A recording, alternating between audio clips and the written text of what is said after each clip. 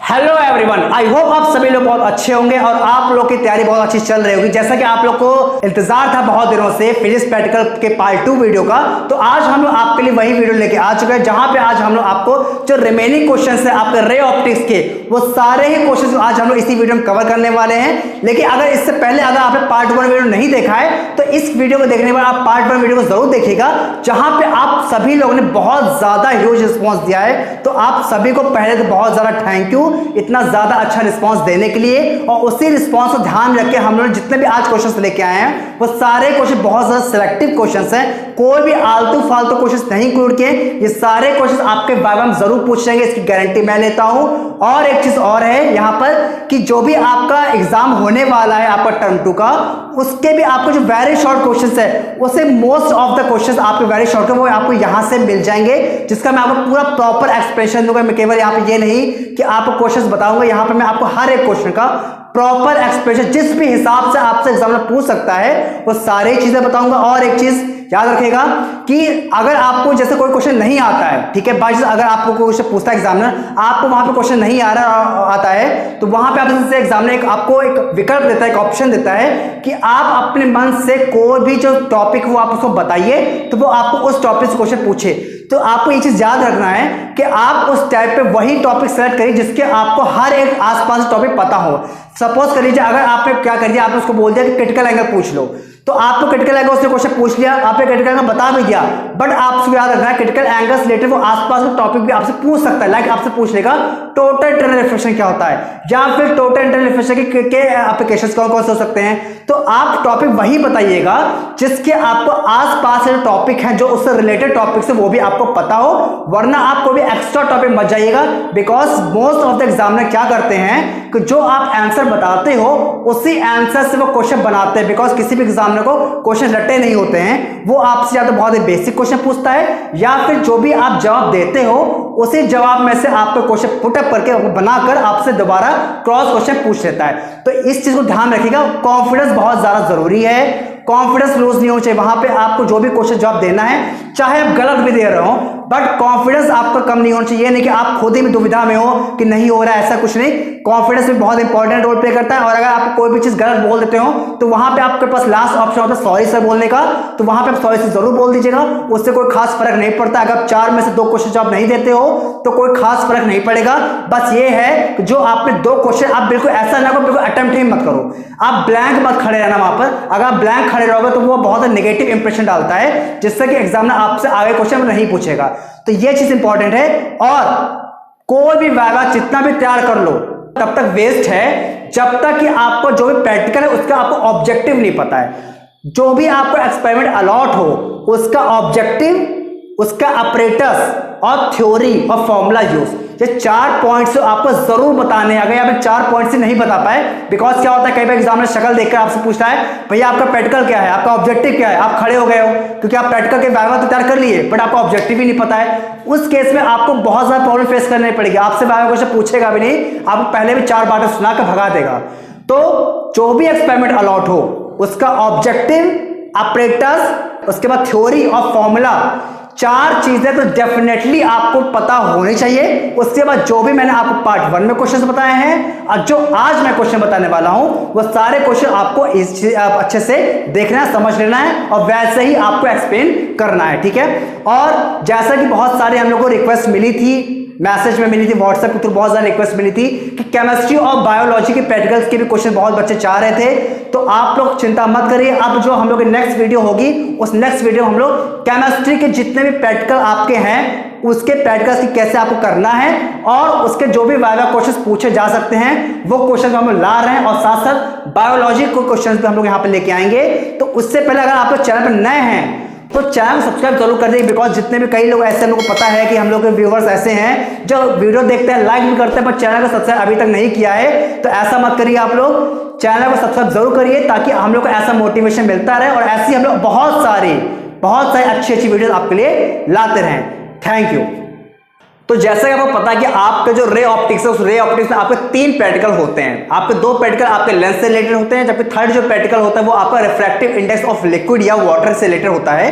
तो यहाँ पे जो आपके पहले 2 एक्सपेरिमेंट होते हैं आपके, एक होता है आपका फोकल लेंथ निकालना होता है कॉन्वेक्स लेंस का, और एक होता है आपका फोकल लेंथ निकालना होता है कॉनकेव लेंस का। तो यहाँ पे जो दोनों आपके लेंस के रिलेटेड प्रैक्टिकल हैं, पहले हम उनके वाइवा क्वेश्चंस के बारे में डिस्कस कर लेते हैं। कौन कौन से इंपॉर्टेंट वाइवा क्वेश्चंस हैं। ये जितने भी क्वेश्चंस आपके हैं, ये सारे क्वेश्चन अब तक जितने स्कूलों में प्रैक्टिकल हो चुके हैं, जितने भी मेरे स्टूडेंट्स रह चुके हैं, उनसे प्रैक्टिकल क्वेश्चन पूछे थे, तो उनका एनालाइज करके ही मैंने ये सारे क्वेश्चन बनाए हुए हैं। तो स्टार्ट करते हैं पहला क्वेश्चन। देखिए पहला क्वेश्चन आपसे पूछा जा सकता है वो है व्हाट इज अ रिफ्रैक्शन। देखिए बहुत ही सिंपल क्वेश्चन है, आपसे पूछा जाएगा रिफ्रैक्शन क्या होता है और कॉज ऑफ रिफ्रैक्शन क्या होता है। सिंपल है, bending of light when it goes from one medium to another medium. मतलब जब कोई भी प्रकाश की किरण या लाइट एक मीडियम से दूसरे मीडियम में ट्रेवल करती है तो क्या होती है, वो बेंड करती है। इसी को हम क्या बोलते हैं, रिफ्रैक्शन बोलते हैं। ठीक है, ये आपका हो जाएगा पहला क्वेश्चन।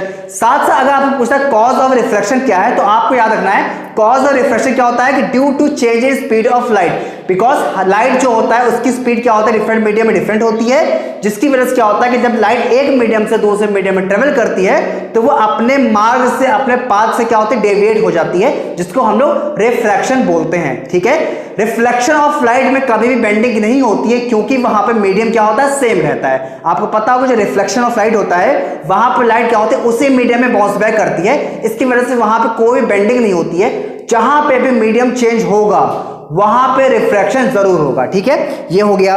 दूसरा इंपॉर्टेंट क्वेश्चन पूछता है वो होता है स्नेल्स लॉ क्या होता है। ठीक है, तो स्नेल्स लॉ क्या होता है कि जब आपका क्या होता है, देखिए जब कोई भी लाइट किसी एक मीडियम से दूसरे मीडियम में ट्रेवल करती है तो एक आपका होता है एंगल ऑफ इंसिडेंट और एक होता है आपका एंगल ऑफ रिफ्रैक्शन। तो एंगल ऑफ इंसिडेंट और एंगल ऑफ रिफ्रैक्शन जो होता है यानी आई और आर, तो sine I upon sine R का जो रेशियो होता है वो हमेशा क्या होता है, कांस्टेंट होता है। इसका मतलब ये हुआ कि जैसे आप आई की वैल्यू को चेंज करते हो वैसे क्या होता है, आपके आर की वैल्यू भी चेंज होती है, लेकिन साइन ऑफ आई और साइन ऑफ आर का जो रेशियो होता है वो क्या होता है, हमेशा कांस्टेंट वैल्यू शो करता है। और जो कांस्टेंट होता है वो क्या होता है, आपका refractive index of that medium. मतलब क्या है, जो भी लाइट आपके जिस भी मीडियम में ट्रेवल कर रही है उसका जो भी रिफ्रैक्टिव इंडेक्स होगा हमेशा sine I upon sine R उसी के इक्वल होगा। तो ये होता है आपका स्नेल्स लॉ होता है। ठीक है, तो स्नेल्स लॉ को हम लोग कैसे प्रूव कर सकते हैं, इसको हम लोग हाइगेन्स प्रिंसिपल का यूज करके प्रूव कर सकते हैं। ये भी आप पॉइंट याद रखिएगा, ये भी इंपॉर्टेंट क्वेश्चन है। साथ साथ एक और ट्रिकी क्वेश्चन पूछा गया है कि क्या होता है अगर आपका एंगल ऑफ इंसिडेंस 0 हो तो एंगल ऑफ रिफ्रैक्शन क्या होगा। ये बहुत इंपॉर्टेंट क्वेश्चन है, पूछा जा सकता है। या फिर इसको एक और तरह से पूछ सकता है कि यदि कोई भी लाइट जो है वो किसी भी मीडियम पर परपेंडिकुलर इंसिडेंट करे, मतलब कि नॉर्मली इंसिडेंट करती है, उस केस में आपका एंगल ऑफ रिफ्रैक्शन कितना होगा। याद रखिएगा दोनों ही जो क्वेश्चन है वो सेम है। इस क्वेश्चन में आपको याद रखना है कि जब आपका आई 0 होगा तो आपका आर भी कितना हो जाएगा, 0। इसका मतलब क्या होगा, अगर कोई मीडियम, सपोज ये आपका मीडियम ये है, तो कोई भी अगर लाइट क्या है परपेंडिकुलर गिर रही है तो उस केस में क्या होगा, आपका एंगल ऑफ इंसिडेंट कितना होगा, 0 होगा। बिकॉज एंगल ऑफ इंसिडेंट क्या होता है, एंगल ऑफ इंसिडेंट होता है angle between incident ray and normal. तो ये होता है आपका एंगल ऑफ इंसिडेंट। तो जब आपकी कोई भी लाइट नॉर्मली गिरती है उसका मतलब आपका एंगल ऑफ इंसिडेंट कितना होता है, 0 डिग्री होता है। तो जब आपका एंगल ऑफ इंसिडेंट 0 हो जाएगा तो तब आप स्नेल्स लॉ लगाएं, तो स्नेल्स लॉ के अकॉर्डिंग क्या हो जाएगा, आपका आर भी कितना होगा, 0 डिग्री हो जाएगा। मतलब जो लाइट है वो बिल्कुल भी रिफ्रैक्ट नहीं करेगी, मतलब बिल्कुल भी डेविएट नहीं होगी, वो क्या होगी, सीधी क्रॉस कर जाएगी। ठीक है, उस केस में कोई भी रिफ्रैक्शन नहीं होगा। ठीक है, तो ये आप पॉइंट याद रखिएगा। तो जो नेक्स्ट क्वेश्चन है वो है लेटरल डिस्प्लेसमेंट क्या होता है। तो लेटरल डिस्प्लेसमेंट को समझने के लिए आपको यहां पर डायग्राम देखना है। यहां पे देखिए ये आपका क्या है, ग्लास स्लैब है। ठीक है, यहां पे ये लाइट आपकी एक रे ऑफ लाइट यहां पे इंसिडेंट कर रही है। ठीक है, ये आपका क्या फर्स्ट बाउंड्री हो गई, ये आपकी क्या हो गई, सेकंड बाउंड्री हो गई। जैसे लाइट इस पॉइंट पे पड़ेगी तो क्या हो गया, इसका नॉर्मल हो गया। अब लाइट यहां से क्या होगी, रिफ्रैक्ट करके इधर जाएगी। ये हो गई सेकंड बाउंड्री। अब सेकंड बाउंड्री पे क्या हो रहा है, लाइट डेंसर से रेयर मीडियम। डेंसर क्या है, यहाँ पे ग्लास जो है वो क्या है, डेंसर है, और एयर क्या है, रेयर मीडियम है। तो जब लाइट डेंसर से रेयर में जाती है तो क्या होता है, अवे फ्रॉम द नॉर्मल। ये भी इंपॉर्टेंट पॉइंट याद रखिएगा, जब रेयर से डेंस में जाएगी तो टूवर्ड्स द नॉर्मल होगा, और जब डेंस से रेयर में जाएगी तो क्या होगा, अवे फ्रॉम द नॉर्मल हो गया। तो यहाँ पे जो लाइट है वो क्या होगी, नॉर्मल से दूर हटेगी। याद रखिएगा कि ये जो आपका इंसिडेंट रे है और ये जो रे निकाले इसे क्या बोलते हैं, इमर्जेंट रे।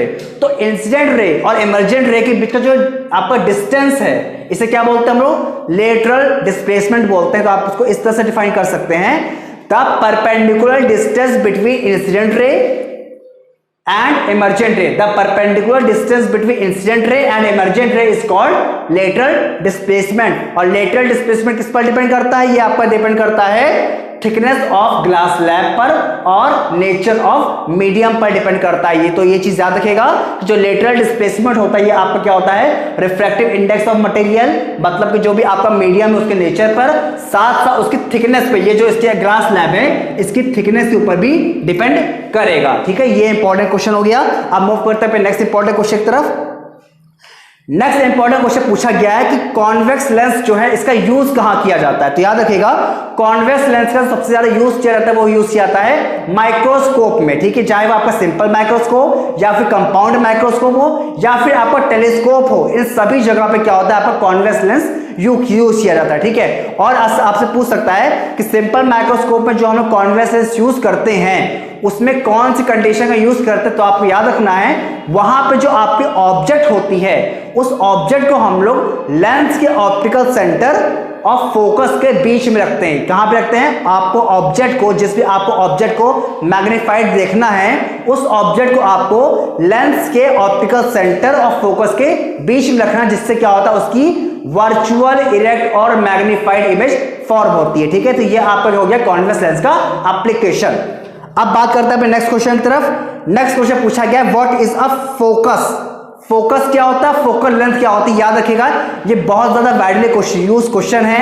इनफैक्ट मेरा जब प्रैक्टिकल हुआ था तो मेरे प्रैक्टिकल में भी मुझसे यही क्वेश्चन पूछा था कि प्रिंसिपल फोकस क्या होता है। तो आपको याद रखना है क्या होता है, कोई भी जो लेंस होता है उसके हमेशा दो फोकस होते हैं, एक होता है प्रिंसिपल फोकस और एक होता है सेकेंडरी फोकस। ठीक है, तो याद रखिएगा कोई भी जो रे ऑफ लाइट है जब प्रिंसिपल एक्सिस के पैरेलल ट्रेवल करती है तो आफ्टर रिफ्रैक्शन वो जिस पॉइंट से होकर जाती है उसे क्या बोलते हैं? प्रिंसिपल फोकस बोलते हैं। अगर मैं डायग्राम समझाऊं तो ये समझ लीजिए कि सपोज करिए ये आपका क्या है? कॉन्वेक्स लेंस है। ठीक है, तो एक अगर कोई ये आपका क्या है? प्रिंसिपल एक्सिस है, तो प्रिंसिपल एक्सिस के पैरेलल कोई भी ray of light after refraction जिस पॉइंट से पास करती है उससे हम लोग क्या बोलते हैं? प्रिंसिपल फोकस बोलते हैं। ठीक है, तो ये आपका क्या होता है? प्रिंसिपल फोकस होता है जो कि कॉन्वेक्स लेंस के राइट साइड में होता है। ठीक है, जबकि सेकेंडरी फोकस क्या होता है? प्रिंसिपल एक्सिस पे वो पॉइंट जिस पॉइंट से कोई भी रे ऑफ लाइट क्रॉस करे तो वो आफ्टर रिफ्रैक्शन प्रिंसिपल एक्सिस के पैरेलल हो जाए, तो उस पॉइंट को क्या बोलेंगे हम लोग? सेकेंडरी फोकस बोलेंगे। ठीक है, तो जो आपको कैलकुलेशन जब आप करते हो तो उस कैलकुलेशन में आप हमेशा क्या करते हो?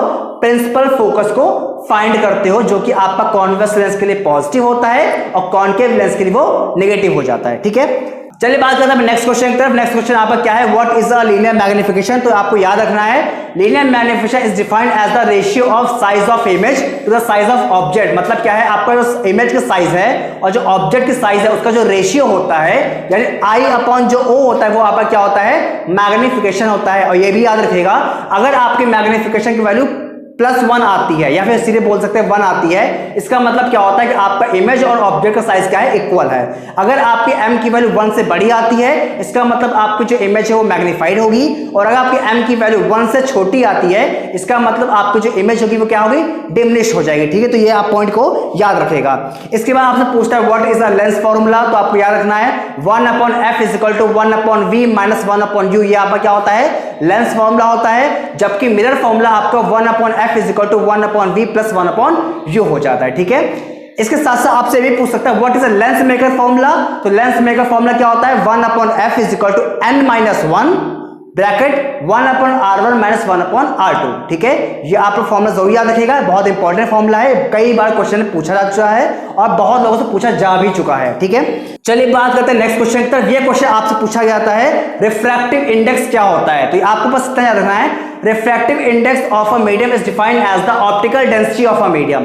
ऑप्टिकल डेंसिटी का मतलब होता है कि वो कोई भी मीडियम लाइट को जितना भी बेंड करता है, जो अमाउंट ऑफ बेंडिंग होती है उससे हम लोग क्या बोलते हैं? ऑप्टिकल डेंसिटी बोलते हैं। सपोज के लिए आप कोई भी जो रे ऑफ लाइट है जब वो किसी ग्लास से पास करती है तो ग्लास से पास करने में क्या होती है? बेंड होती है। तो जो अमाउंट ऑफ बेंडिंग है उसको क्या हम लोग उसको अमाउंट ऑफ बेंडिंग को हम लोग एक्सप्रेस करते हैं रिफ्रैक्टिव इंडेक्स के टर्म्स में। ठीक है, तो रिफ्रैक्टिव इंडेक्स को आप चाहे तो ऑप्टिकल डेंसिटी भी बोल सकते हैं या फिर आप इसको ऐसे डिफाइन कर सकते हैं, it is defined as the ratio of ratio of velocity of light in first medium to the velocity of light in second medium. ठीक है, तो आप इसको इस तरह से भी डिफाइन कर सकते हैं, जहां पे इसका फॉर्मूला होता है n = c/v।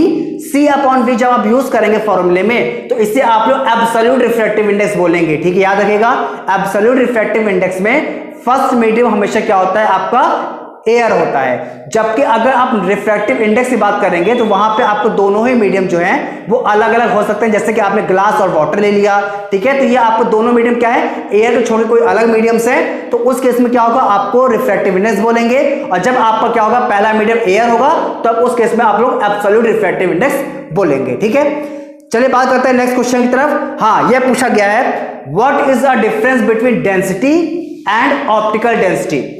मतलब यह है कि क्या रिफ्रैक्टिव इंडेक्स आपका डेंसिटी के ऊपर डिपेंड करता है, तो इसका जवाब है नहीं। याद रखिएगा, रिफ्रैक्टिव इंडेक्स जो होता है वो ऑप्टिकल डेंसिटी को मेजर करता है, ना कि वो डेंसिटी को मेजर करता है। ऑप्टिकल डेंसिटी और डेंसिटी में डिफरेंस ये है कि जो आपकी डेंसिटी होती है वो आपके पार्टिकल्स के बीच के डिस्टेंस पे डिपेंड करती है। अगर आपके पार्टिकल्स बहुत ही ज्यादा पास होते हैं तो डेंसिटी क्या होती है, हाई होती है। जबकि जो आपका ऑप्टिकल डेंसिटी होता है वो क्या करता है, वो दिखाता है कोई भी जो मीडियम है वो लाइट को कितना ज्यादा बेंड कर रहा है। ठीक है, तो जो बेंडिंग ऑफ लाइट होती है वो क्या होता है, आपका ऑप्टिकल डेंसिटी को एक्सप्रेस करता है। जबकि क्लोजनेस ऑफ पार्टिकल्स जो होता है वो आपका डेंसिटी को डिफाइन करता है। दोनों ही अलग अलग चीजें हैं, तो आप दोनों में कंफ्यूज मत होइएगा। डेंसिटी अलग होती है और ऑप्टिकल डेंसिटी अलग होती है। ठीक है, बात करते हैं नेक्स्ट इंपॉर्टेंट क्वेश्चन। तो नेक्स्ट इंपॉर्टेंट क्वेश्चन पूछा गया, what is a critical angle. ठीक है, क्रिटिकल एंगल एक्चुअली क्या होता है, जब कोई भी जो रे ऑफ लाइट है डेंसर मीडियम से रेयर मीडियम में ट्रेवल करती है तो एक पर्टिकुलर एंगल ऑफ इंसिडेंट पर आपका जो एंगल ऑफ रिफ्रैक्शन होता है वो 90 डिग्री हो जाता है। ठीक है, तो जब जिस एंगल ऑफ इंसिडेंट पर आपका एंगल ऑफ रिफ्रैक्शन 90 डिग्री हो जाए उस एंगल ऑफ इंसिडेंट को हम क्या बोलते हैं, क्रिटिकल एंगल बोलते हैं। ठीक है, जो कि आपका डिपेंड करता है रिफ्रैक्टिव इंडेक्स ऑफ मीडियम पर। ठीक है, आपको फॉर्मूला भी याद रखिएगा, sin c = होता है 1/n, जहां पे n होता है रिफ्रैक्टिव इंडेक्स और c होता है आपका क्रिटिकल एंगल। तो ये फॉर्मूला जो है वो भी याद रखिएगा। इसी के साथ साथ पूछ लेता है TIR क्या होता है, यानी टोटल इंटरनल रिफ्लेक्शन क्या होता है। तो याद रखिएगा, टोटल इंटरनल रिफ्लेक्शन, जब कोई भी रे ऑफ लाइट डेंसर से रेयर मीडियम ट्रेवल करती है तो जब उसका angle of incident critical angle से ज्यादा हो जाता है। ठीक है, याद रखिएगा, जब angle of incident critical angle से ज्यादा हो जाएगा उस केस में क्या होगा, जो लाइट होती है उसी मीडियम में वापस से बाउंस बैक करती है जिस मीडियम से लाइट आ रही थी। तो ये जो आपका फिनोमिना है इसे हम लोग क्या बोलते हैं, टोटल इंटरनल रिफ्लेक्शन बोलते हैं, जिसके बहुत सारे एप्लीकेशंस मैंने ऑलरेडी बता रखा है। आपको ऑप्टिकल फाइबर हो गया, स्पार्कलिंग ऑफ डायमंड हो गया, या जो मिराज फॉर्मेशन होता है ये आपका टोटल इंटरनल रिफ्लेक्शन के ही एप्लीकेशंस होते हैं। ठीक है, तो इसकी कंडीशन से पूछ लेता है, तो कंडीशन भी याद रखिएगा। टोटल इंटरनल रिफ्लेक्शन की दो कंडीशंस है। पहली कंडीशन है कि आपकी जो लाइट है वो हमेशा डेंसर से रेयर मीडियम में ट्रेवल करे, और दूसरी कंडीशन यह है कि एंगल ऑफ इंसिडेंट हमेशा क्रिटिकल एंगल से ज्यादा होना चाहिए। तो ये दो कंडीशंस आप लोग याद रखिएगा।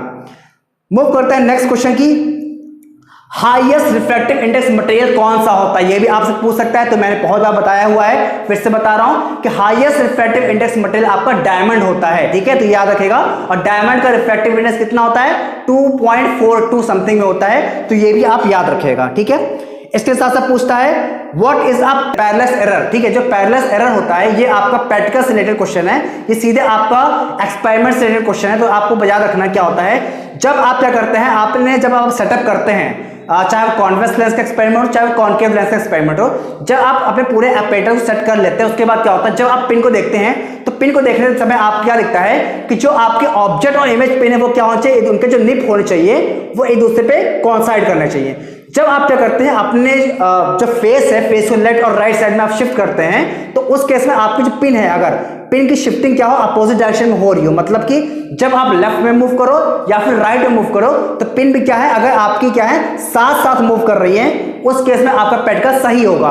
बट क्या है, अगर आपने लेफ्ट और राइट मूव करने पे अगर आपकी जो पिन्स हैं वो अपोजिट डायरेक्शन से मूव कर रही हैं, ये आपका क्या होता है, पैरेलल एरर होता है। तो जब भी पैरेलल एरर होगा तो उस केस में आपका जो एपरेटस का जो है सेटअप किया है वो आपका गलत होगा। तो याद रखना है, जब भी आप एक्सपेरिमेंट करते हैं उस केस में क्या है, आपको पैरेलल एरर को रिमूव करना है। ठीक है, तो ये भी इंपॉर्टेंट पॉइंट है जो आपको याद रखना है। ठीक है, तो बात करते हैं नेक्स्ट क्वेश्चन की। नेक्स्ट क्वेश्चन जो पूछा गया वो है what is a optical centre. तो ऑप्टिकल सेंटर क्या होता है आपको याद रखना है, कोई भी लेंस का वो पॉइंट जिस पॉइंट से अगर जाने वाले रे ऑफ लाइट बिल्कुल भी रिफ्लेक्ट ना करे, मतलब वो सीधी क्रॉस कर जाए, उसे हम क्या बोलते हैं, ऑप्टिकल सेंटर बोलते हैं। ठीक है, तो ऑप्टिकल सेंटर को याद रखिएगा, जो भी लेंस का मिड पॉइंट होता है वो जनरली क्या होता है आपका ऑप्टिकल सेंटर होता है, जहां से लाइट क्या होती है एकदम सीधी पास कर जाती है, वहां पे कोई भी रिफ्लेक्शन नहीं होता है। ठीक है, इसके बाद पूछता है what is the power of lens. ठीक है, तो पावर ऑफ लेंस क्या होता है, जो अमाउंट ऑफ कन्वर्जिंग और डाइवर्जिंग को मेजर करता है। आपको पता है जो लेंस होता है वो आपका कन्वर्जिंग लेंस भी होता है और डाइवर्जिंग लेंस भी होता है। कॉन्वेक्स लेंस कैसा है, कॉन्वेक्स लेंस आपका कन्वर्जिंग लेंस है, जबकि कॉनकेव लेंस कैसा है आपका डाइवर्जिंग लेंस है।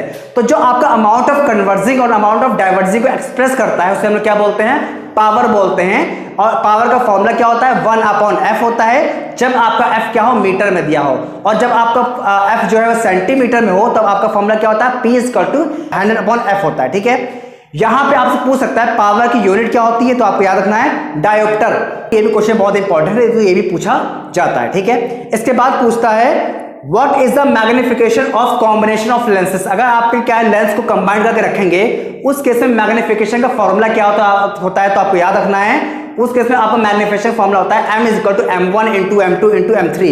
ठीक है, वहां पे मतलब क्या है, आपके जो लेंसेस होते हैं उसके मैग्निफिकेशन को मल्टीप्लाई करते हैं जब आप क्या कहते हैं, कॉम्बिनेशन की बात करते हैं। साथ साथ कॉम्बिनेशन ऑफ लेंस में फोकस का फॉर्मूला होता है 1/f = 1/f1 + 1/f2 + 1/f3। और पावर का फॉर्मूला क्या होता है, P = P1 + P2 + P3। तो जो कॉम्बिनेशन ऑफ लेंसेस है वहां पे 3 फॉर्मूले होते हैं, वो तीनों ही फॉर्मूले आपसे पूछा जा सकता है, तो आपको तीनों ही फॉर्मूले पता होने चाहिए। ठीक है, अब आपसे बहुत इंपॉर्टेंट क्वेश्चन पूछता है, ये पूछता है कि 1/u और 1/v का जो ग्राफ होता है उसका शेप कैसा होता है। ठीक है, तो शेप कैसा होता है याद रखिएगा कि 1/v और 1/u का जो ग्राफ होता है उसका शेप हमेशा क्या होता है आपका लाइन के शेप में होता है, स्ट्रेट लाइन के शेप में होता है, जहां पे 2 इक्वल इंटरसेप्ट कट होते हैं। मतलब कि इक्वल इंटरसेप्ट फॉर्म आपको पता होगी, x/a + y/b = 1, जो आपने पढ़ा हो कोऑर्डिनेट में।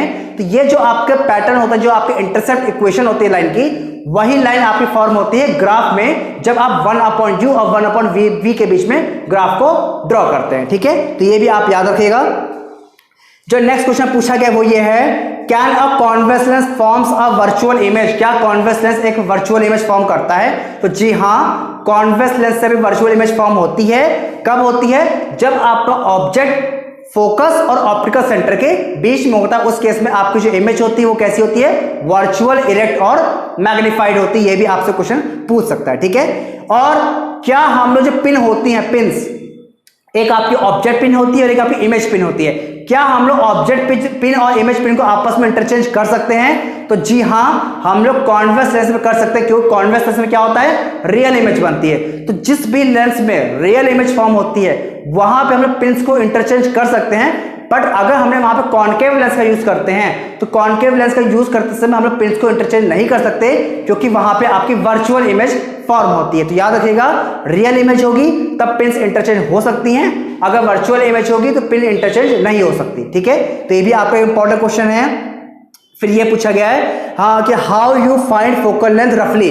अगर आपके पास कोई आपको एक कॉन्वेक्स लेंस दे देता है, अब बोलता है कि आप कॉन्वेक्स लेंस को बताइए, कॉन्वेक्स लेंस की फोकस कितनी है, आपसे कोई भी आपको अपरेटस नहीं, जैसे आपको कॉन्वेक्स लेंस दे दिया है, तो आप कैसे फाइंड करेंगे, तो बहुत सिंपल है। उस केस में क्या करेंगे, आप अपने कॉन्वेक्स लेंस के सामने क्या करेंगे, एक कॉपी रख देंगे और कॉन्वेक्स लेंस के पीछे कोई भी जहां से लाइट आ रही है उसको लाइट के सामने आप कॉन्वेक्स लेंस को रख देंगे, और उस कॉन्वेक्स लेंस की दूसरी साइड में आप क्या करेंगे, एक किसी भी कार्डबोर्ड के शीट को रख सकते हैं। ठीक है, जैसे आप क्या करेंगे, कॉन्वेक्स लेंस को क्या करेंगे, उस जो आपका जो स्क्रीन है उसके पास ले जाएंगे, तो आप देखेंगे कि जो भी आपके ऑब्जेक्ट है जहां से लाइट आ रही है उसकी इमेज कहां बन रही है, उस कार्डबोर्ड में बन रही है। तो उसका यूज करके आप क्या कर सकते हैं, कॉन्वेक्स की फोकल लेंथ को फाइंड कर सकते हो। तो ये भी इंपॉर्टेंट चीज पूछ सकता है। और एक और चीज कि बिना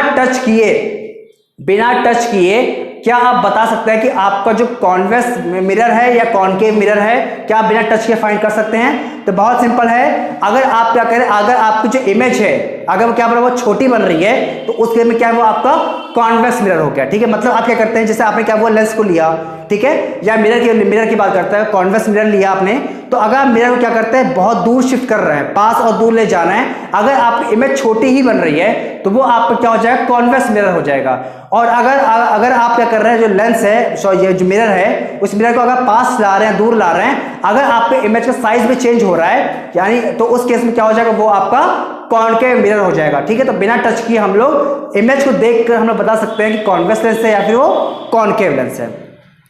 इसके साथ से आपसे पूछ सकता है कि रिफ्रैक्टिव इंडेक्स किन के फैक्टर्स पे डिपेंड करता है। तो रिफ्रैक्टिव इंडेक्स ऑफ जो मटेरियल होता है वो आपका डिपेंड करता है वेवलेंथ ऑफ लाइट पर और नेचर ऑफ मीडियम पर डिपेंड करता है। ठीक है, डिफरेंट नेचर के रिफ्रैक्टिव इंडेक्स डिफरेंट होता है। जैसे वाटर का रिफ्रैक्टिव इंडेक्स 1.33, ग्लास का रिफ्रैक्टिव इंडेक्स 1.51 होता है और एयर का रिफ्रैक्टिव इंडेक्स जनरली 1 कंसीडर करते हैं। ठीक है, तो डिफरेंट मीडियम का रिफ्रैक्टिव इंडेक्स डिफरेंट हो सकता है। ठीक है, फिर आपसे पूछता है मोनोक्रोमेटिक लाइट क्या होती है। तो मोनोक्रोमेटिक लाइट का मतलब यह याद रखिएगा, कोई भी रे ऑफ लाइट जिसमें एक ही कलर की वेवलेंथ होती है उसे हम क्या बोलते हैं, मोनोक्रोमेटिक लाइट बोलते हैं। जैसे अगर आपके लाइट में केवल रेड कलर हो तो वो आपका मोनोक्रोमेटिक लाइट हो जाएगा। ठीक है, फिर पूछता है कि विजिबल स्पेक्ट्रम कहां से कहां तक होता है। ठीक है, तो याद रखिएगा विजिबल स्पेक्ट्रम आपका 4000 एंगस्ट्रॉम से लेकर 7000 एंगस्ट्रॉम तक होता है। आप उतने ही कलर को देख सकते हैं।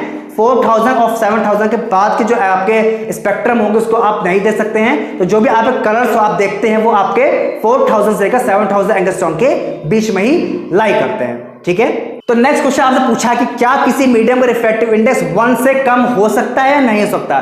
तो इसका सीधा जवाब है ऐसा नहीं हो सकता। रीजन क्या है कि आपको पता है जो फॉर्मूला होता है रिफ्रैक्टिव इंडेक्स है वो होता है n=c/v, यानी कि जो आपके मीडियम होता है उसमें जो स्पीड ऑफ लाइट होती है वो आपका v नीचे होता है, जबकि एयर में लाइट की स्पीड होती है यानी वैक्यूम में होती है उसको हम लोग ऊपर रखते हैं यानी कि न्यूमरेटर में रखते हैं। तो जब आपको याद रखना है कि कभी भी आपका जो v होता है वो हमेशा क्या होगा, c से कम रहेगा। जो speed of light in medium होता है वो हमेशा speed of light in vacuum से हमेशा कम रहता है। उस केस में क्या होगा, आपका हमेशा रिफ्रैक्टिव इंडेक्स होगा 1 से ज्यादा ही आएगा, कभी भी 1 से कम नहीं आ सकता। ठीक है, तो ये आपको चीज याद रखना है। इसीलिए आप जितने भी रिफ्रैक्टिव इंडेक्स देखते हैं मीडियम के, चाहे वो ग्लास हो, वाटर हो, किसी भी अदर मीडियम का, वो हमेशा क्या होता है 1 से ज्यादा ही आता है। इनफैक्ट जो एयर का मैंने अभी बताया था रिफ्रैक्टिव इंडेक्स 1 होता है, वो भी कितना होता है 1.003 होता है। ठीक है, यानी वो भी क्या होता है 1 से स्लाइटली ज्यादा होता है। ठीक है, बिकॉज याद रखना है कि जो एयर होता है वहां पे भी लाइट की स्पीड क्या होती है, हमेशा थोड़ी सी कम हो जाती है, वो भी एग्जैक्टली आपकी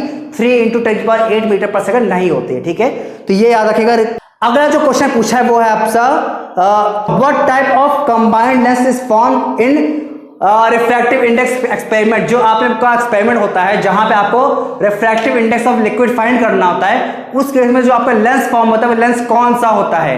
तो आपको याद रखना है उस केस में जो आपका लेंस फॉर्म होता है वो आपका प्लेनो कॉन्वेक्स लेंस होता है। जब आप क्या करते हैं, जो भी आपका मिरर होता है उस मिरर में जब आप क्या करते हैं पानी की ड्रॉप्स को डालते हैं, पानी के ड्रॉप्स को डालने के बाद क्या करते हैं आप उसमें कॉन्वेक्स लेंस को प्लेस करते हैं। यह आपका एक्सपेरिमेंट होता है। तो जब आप क्या करते हैं पानी के ड्रॉप्स के ऊपर जब आप कॉन्वेक्स लेंस को रखते हैं, प्लेस करते हैं, तो जो आपका लेंस फॉर्म होता है, जो कॉम्बिनेशन लेंस फॉर्म होता है वो कैसा होता है, वो आपका प्लेनो कॉन्वेक्स लेंस होता है। याद रखिएगा कैसा होता है, प्लेनो कॉन्वेक्स लेंस होता है। ठीक है, आई होप आपको जितने भी आज मैं क्वेश्चंस कराए हैं, लगभग आपको 20+ क्वेश्चंस मैंने कराए हैं। सारे क्वेश्चंस आपको वाइवा के लिए बहुत ज्यादा इंपॉर्टेंट है। अगर आपको ये वीडियो अच्छी लगे तो वीडियो को लाइक और चैनल को सब्सक्राइब जरूर करिए और बेल आइकन जरूर प्रेस करिएगा ताकि आपको आने वाली वीडियो की नोटिफिकेशन टाइम पर मिलती रहे। तो मिलते हैं हम नेक्स्ट वीडियो में with a new subject like chemistry के वीडियोस को लेकर।